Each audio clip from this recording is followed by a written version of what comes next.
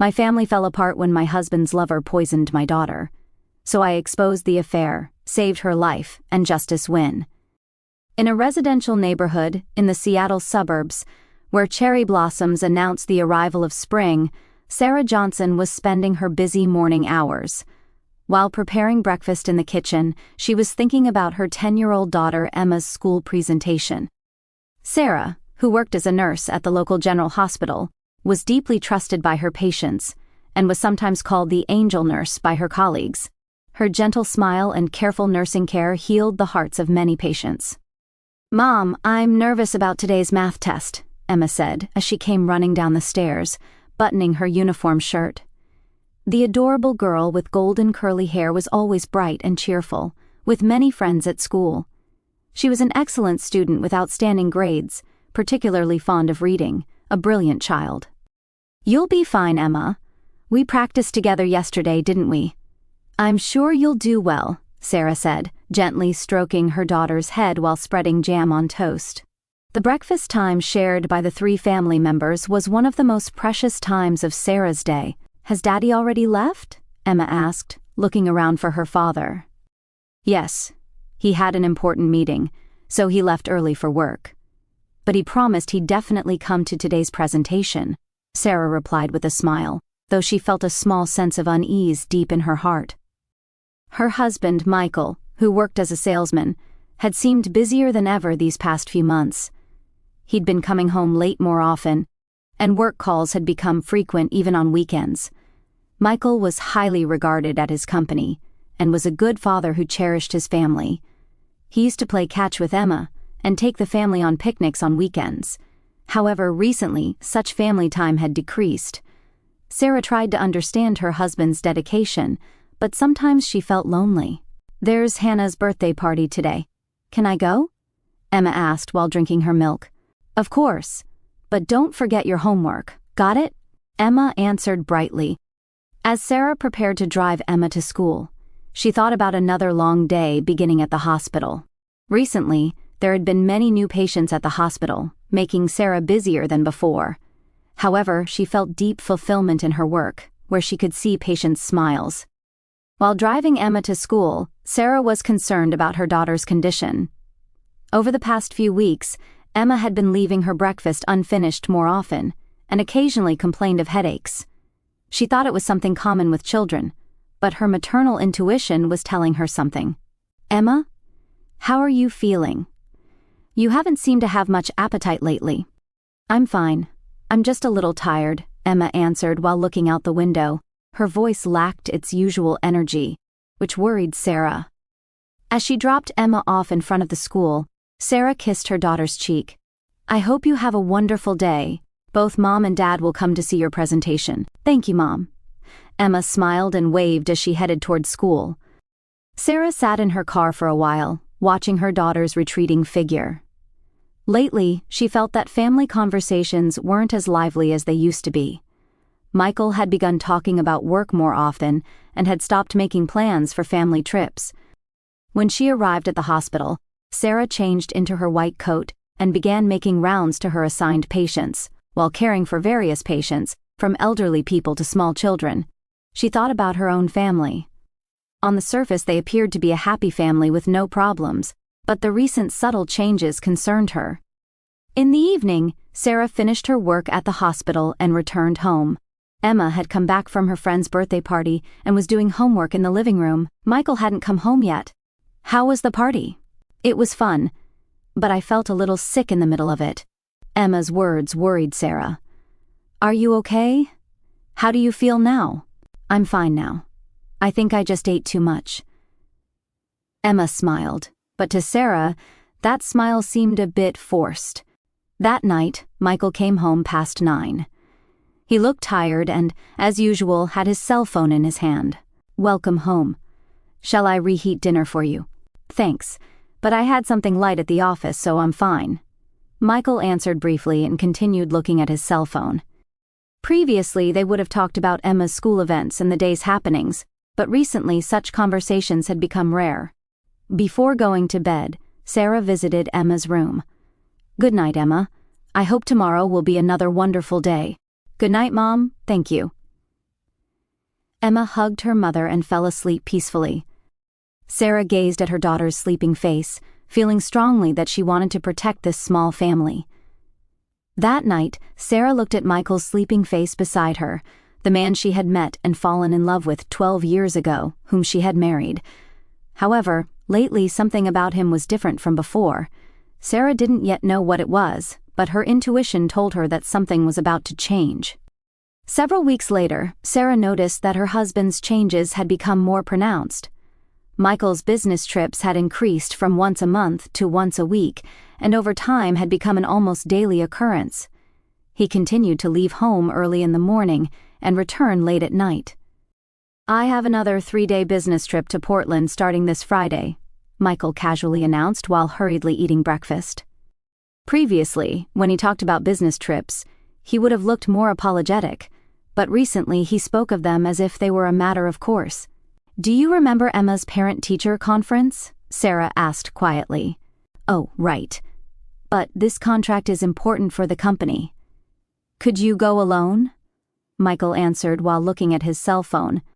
He had stopped putting his phone away during meals. Previously, he valued family time and would leave his phone in another room during meals, but now he constantly kept it nearby, frequently checking messages.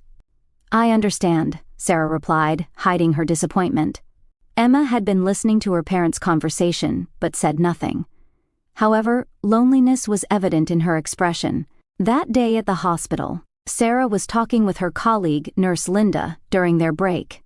"You seem tired lately. Are you okay?" Linda looked at Sarah with concern. "My husband's work is so busy that most of the household responsibilities have fallen to me alone. But this is just work stress, right? I'm sure things will return to normal once it settles down," Sarah answered as if convincing herself. However, deep in her heart, her intuition that something was wrong was growing stronger. That weekend, Michael said urgent work had come up and went to the office. Sarah decided to go to the park with Emma alone. "Mom, we haven't played with Dad lately," Emma murmured while sitting on the swing. "Daddy is working hard for us. I'm sure he'll have time soon." Sarah tried to reassure her daughter, but she herself wasn't confident. "But he used to spend more time with us. He used to play catch with me, and we always went to movies on Saturdays." Emma's words pained Sarah's heart. Children were more sensitive than adults thought, and could sense changes in the family. That night, Emma barely ate dinner. "What's wrong? Does your stomach hurt?" "Yes, a little. And I just don't feel like eating." Emma looked pale and lacked her usual energy. Sarah felt Emma's forehead, but there was no fever. "Let's go to the pediatrician tomorrow after school. But I'm fine. I'm probably just tired." Emma smiled with effort, but that smile looked painful to Sarah. The next day, Sarah left work early and took Emma to Dr. Williams's clinic. Dr. Williams had been Emma's doctor since she was a baby and was like family to them. "It seems you've been experiencing loss of appetite and headaches recently," Dr. Williams said, while carefully examining Emma. "It might be caused by stress. Have there been any changes in the home environment?" Sarah felt as if she'd been struck in the chest. "My husband's work has been busy, and we've had less time to spend together as a family. Children are more sensitive to environmental changes than adults think. Emma is particularly sensitive, so she may be picking up on the family atmosphere." Dr. Williams's words made Sarah feel responsible. "For now, let's do a blood test to make sure there are no physical problems. The results will be available next week." That night, when Michael came home, Sarah told him about the hospital visit. "I took Emma to the doctor. She hasn't had an appetite lately, and I was worried." "I see. But that's common with children, isn't it?" Michael answered without seeming concerned while looking at his cell phone. Previously, if he heard about his daughter's health, he would have immediately asked for detailed information. But now his reaction seemed indifferent. Dr. Williams said changes in the home environment might be causing stress. "Home environment?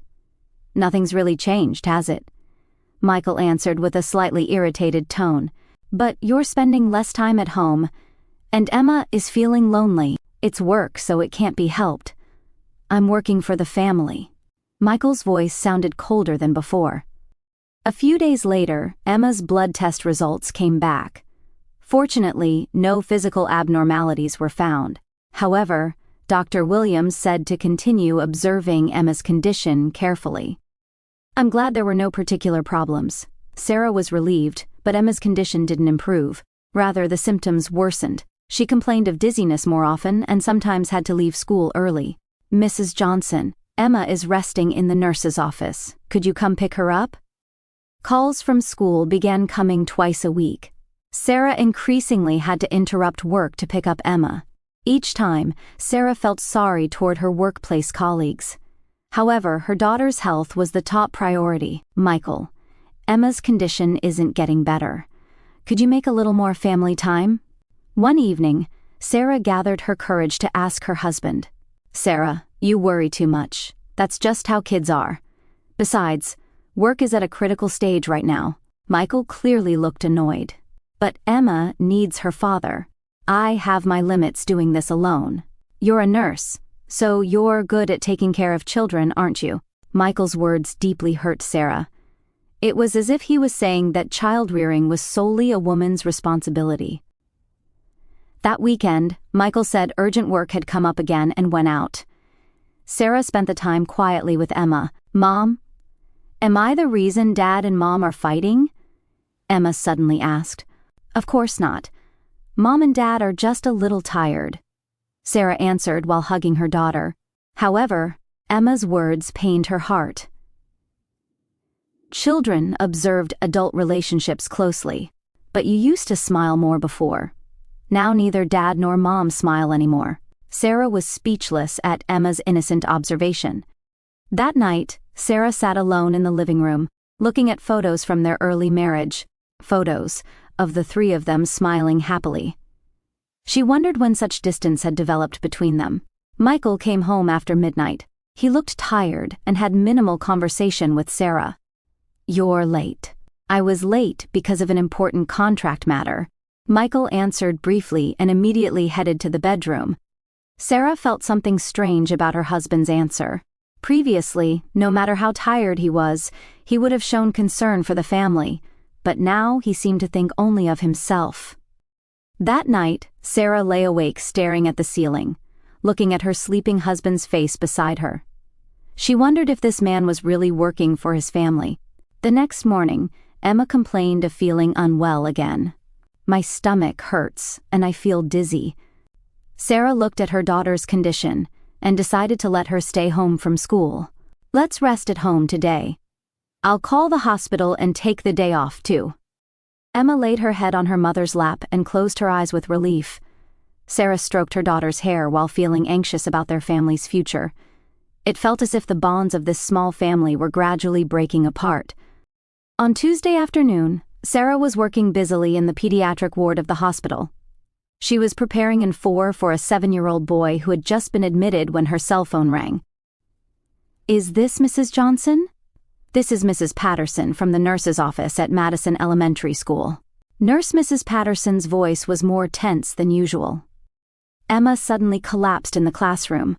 "She's conscious, but she looks very ill. I think she should be taken to the hospital immediately." Sarah nearly dropped the blood pressure monitor. "I'm coming right away." Sarah explained the situation to her colleagues and hurried to the school. Emma, lying in the nurse's office, was pale, her usually rosy cheeks white as paper. "Mom." Emma called her mother in a weak voice. "It's okay. Let's go to the hospital right away." Sarah picked up her daughter and carried her to the car. Emma's body felt lighter than usual, which increased her anxiety. When they arrived at the emergency department of St. Mary's Hospital, Sarah's colleagues responded quickly. Emma was taken to the triage room in a wheelchair and immediately examined by a doctor. Her blood pressure is lower than normal, and her pulse is unstable. "Let's run detailed tests immediately." Dr. Martinez gave instructions quickly.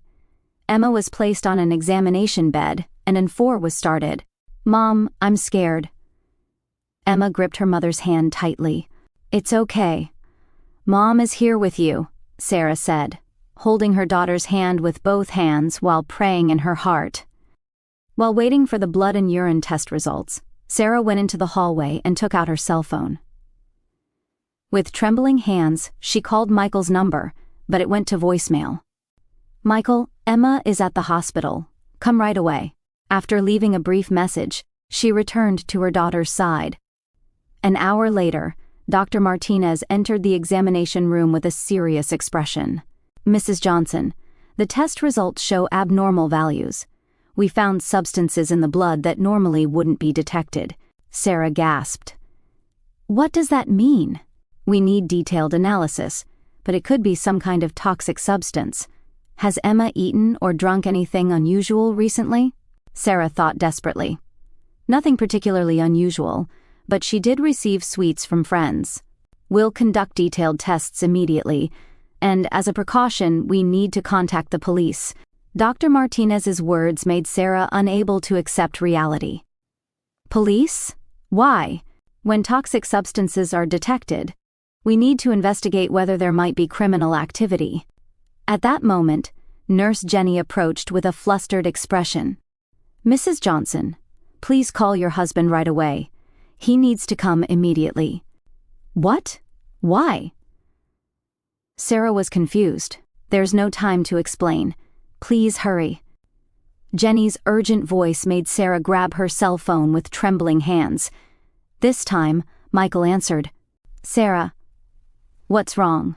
"Michael, come to the hospital right away. Emma might have been poisoned." There was silence on the other end of the phone. "Poisoned? What are you talking about?" "I'll explain later. Just come right now." Sarah hung up and returned to Emma. Her daughter was fitted with an oxygen mask and surrounded by monitors. "Mom, it hurts," Emma said in a weak voice, bringing tears to Sarah's eyes. "It's okay. You'll get better soon." 30 minutes later, Michael arrived. His face was pale, and his usual composure was nowhere to be seen. "How is Emma?" "There was a positive reaction for poison. The police are coming too." Michael was speechless. At that moment, Dr. Martinez appeared with detailed test results. "It's confirmed. We detected an arsenic-based poison in Emma's blood. Fortunately, it's not a lethal amount, but she may have been ingesting it continuously." "Continuously?" Sarah asked in a trembling voice. "It appears she's been ingesting small amounts over the past several weeks. This is the cause of her recent health problems." Michael leaned against the wall. "How could this? Who would do this?" At that moment, Detective Brown entered the hospital room. "Mr. and Mrs. Johnson, I presume. I'd like to speak with you about your daughter's case." Detective Brown was a middle-aged woman with kind-looking eyes, but her voice was serious. "Have there been any new people Emma has come into contact with recently? Particularly anyone who gave her sweets or drinks?" Sarah tried desperately to remember. "School friends and neighbors. I don't think there was anyone unusual." Detective Brown made notes. "Then I have questions for the family. Mr. Johnson, have you had contact with any new colleagues or associates at work recently?" Michael was clearly agitated. "Work-related people don't come to our house." "What about you, ma'am?" "I haven't particularly." At that moment, Emma said something in a small voice. "Mom?" Sarah approached her daughter. "What is it, Emma? Do you remember something?" Emma spoke in a tired but clear voice. "Dad's friend, the woman. She was nice and always gave me sweets." The air in the room froze. Sarah stared at her husband, but Michael looked away. "Emma, when did you meet this woman?" Detective Brown asked gently. "Last Saturday, and the weekend before." "When I was with Dad." Sarah's heart pounded violently. On Saturday, Michael had said he was at work and gone out. "Mr. Johnson, could you explain?" Detective Brown's gaze turned to Michael. Michael, with a pale face, finally spoke. "Jessica. I was with my colleague Jessica." Sarah felt as if the world was collapsing. "Colleague? Why was she meeting Emma?" "That's..." Michael was at a loss for words. Detective Brown intervened. "We'll hear the details at the station right now. Emma's treatment is the top priority." Dr. Martinez explained the treatment plan. "We'll start administering an antidote. Fortunately, it's not a life-threatening situation, so we expect recovery with proper treatment." Sarah shed tears of relief. but at the same time, distrust toward her husband grew in her heart. That night, Emma spent the night in the intensive care unit. Sarah stayed by her daughter's bedside all night. Michael left the hospital once, saying he was going to consult with a lawyer, and didn't return. Late at night, Nurse Linda brought coffee to Sarah. "Sarah, what happened? Tell me the truth." Sarah told her colleague, who was also a close friend, about her husband's recent changes and today's events. "I can't believe it. But Emma will be okay. We're here for you." Linda's words helped Sarah calm down a little. The next morning, Detective Brown began formal questioning with Michael at the Seattle police station. Sarah waited anxiously by Emma's bedside, wondering what explanation her husband would give while watching over her daughter's recovery. "Mr. Johnson, please tell me in detail about your relationship with Jessica Williams." Detective Brown placed recording equipment on the table while asking the question. Michael sat next to his lawyer, clearly nervous. "Jessica is a colleague in the same sales department. We've worked together since last spring. Is there more to the relationship than that?" After a long silence, Michael opened his mouth heavily. "6 months ago, we became personally involved." The lawyer placed a hand on Michael's arm, but he continued, "But I can't believe Jessica would do anything to Emma. Your daughter testified that she received sweets from this woman. When and where did they meet?" Michael held his head in his hands. "Saturday afternoon, when I was playing with Emma in the park, Jessica came. She gave Emma cookies." "Why did you introduce your daughter to Jessica?" "Jessica likes children and wanted to meet Emma. I thought Emma could make a new friend." Detective Brown frowned. "I don't understand the psychology of a father who introduces his affair partner to his 10-year-old daughter." Meanwhile, at the hospital, Emma's condition was steadily improving. Dr. Martinez was explaining the treatment progress to Sarah. "The poison is being eliminated from her body. She should make a complete recovery in another 2 or 3 days. Thank goodness." Sarah shed tears of relief. However, psychological care is also necessary. "Emma has experienced betrayal by adults. I recommend counseling." That afternoon, Detective Brown visited the hospital. "Mrs. Johnson, we've arrested Jessica Williams," Sarah gasped. "Arrested?" "We found cookies identical to those given to Emma in her apartment. They contained arsenic." Detective Brown opened a file. "Furthermore, we found decisive evidence on her cell phone." "What kind of evidence?" "Messages to a friend. Content like, 'If that child disappears, Michael will only look at me.' And, 'I'll weaken her little by little, then make it look like an accident in the end.'" Sarah couldn't stop trembling. She was trying to kill Emma, wasn't she? It was premeditated. We also found records of her purchasing the poison. She had skillfully refined gardening pesticide. Detective Brown continued. "Also, she was monitoring your husband's behavior. All records of Michael meeting with her under the pretense of business trips are preserved." At that moment, Emma woke up. "Mom, I'm thirsty."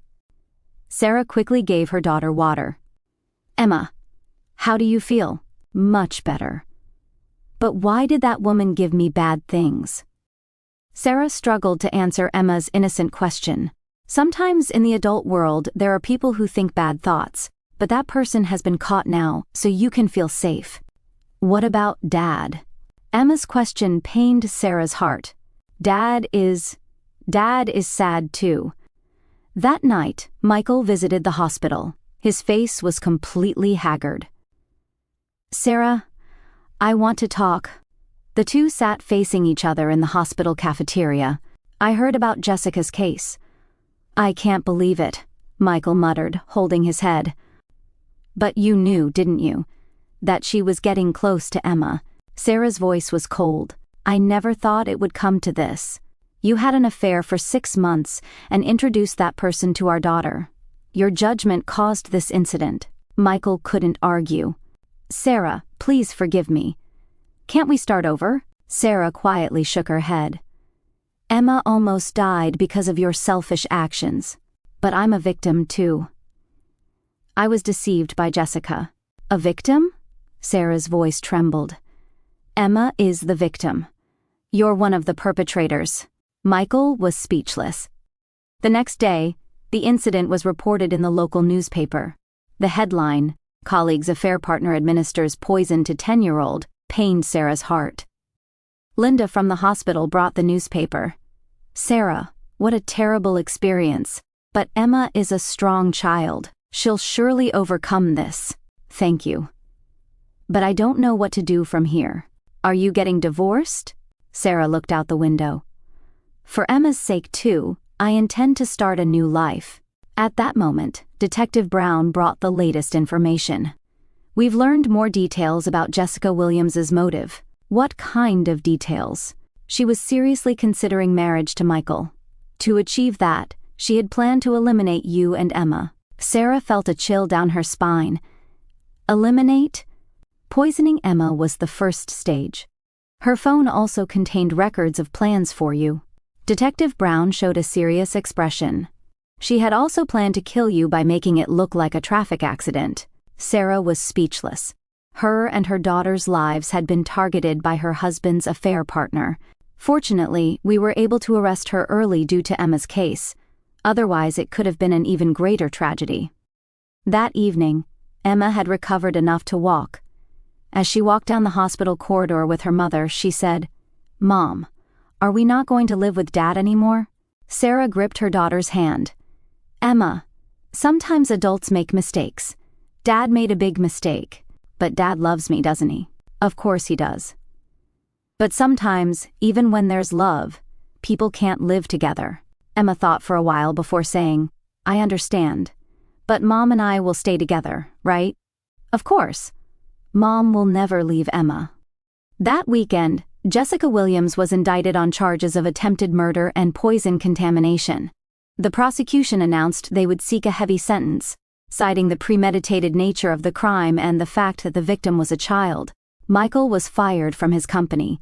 He was held responsible for the affair scandal and the incident it caused. Supported by her hospital colleagues, Sarah began preparing for a new life. While watching over Emma's recovery, she strengthened her resolve to live as a family of just two. "Mom, what will our new home be like?" Emma asked on the day of her discharge. "It's small, but it's a lovely apartment where you can see the ocean from the window." "Emma will have her own new room too. I can see the ocean. How wonderful." Seeing Emma's smile, Sarah felt deeply relieved. Her daughter was a strong child. She would overcome this ordeal and surely grow into a wonderful woman. When leaving the hospital, Sarah didn't look back. She walked forward, looking only at the future, not the past, gripping her daughter's small hand tightly. 3 months later, Sarah and Emma had begun their new life in a small apartment by the sea. The gentle sound of waves from Puget Sound, visible through their window, healed both their hearts. "Mom, what's in my lunch today?" Emma asked in a bright voice, wearing her new school uniform. Though she had seemed anxious when she first transferred schools, she now had made new friends and went to school happily every day. "Your favorite sandwich, Emma, ham and cheese with plenty of lettuce." Sarah answered while tying her daughter's hair. Emma's appetite had completely returned, and the healthy color had returned to her cheeks. Thanks to counseling, she no longer had nightmares. That morning's news reported Jessica Williams's sentencing. She received a 12-year prison sentence for attempted murder. "Complete social rehabilitation will be difficult," the newscaster reported. Sarah turned off the television. There was no need to remember the past. "Mom, my teacher said you're a wonderful nurse," Emma said proudly. "Thank you, Emma. Mom is doing her best." Sarah was working as a pediatric nurse at a new hospital. She was entrusted with a more responsible position than before, and was highly trusted by her colleagues. Most importantly, she was able to use her experience to support families facing similar difficulties. On weekends, the two were having a picnic in a nearby park. Emma was playing frisbee with her new friend Sophia. "You're Emma's mother, aren't you?" Turning around, Sophia's mother was approaching. "I'm Diana. Sophia always talks about Emma. I'm Sarah. Thank you for always taking care of Sophia." Diana showed a kind smile.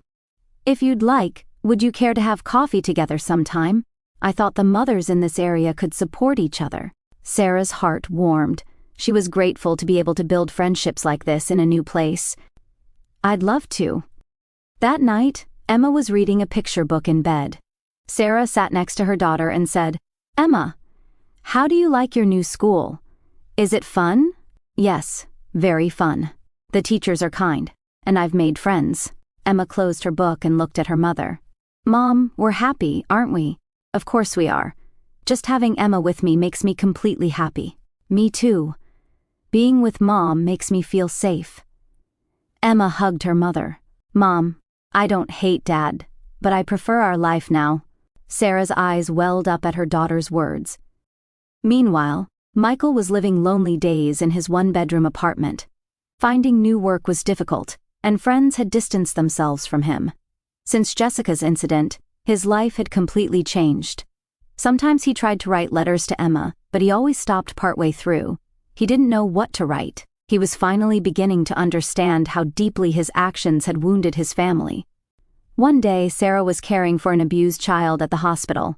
The child's mother was crying, blaming herself. "If I had been more careful." Sarah held the mother's hand.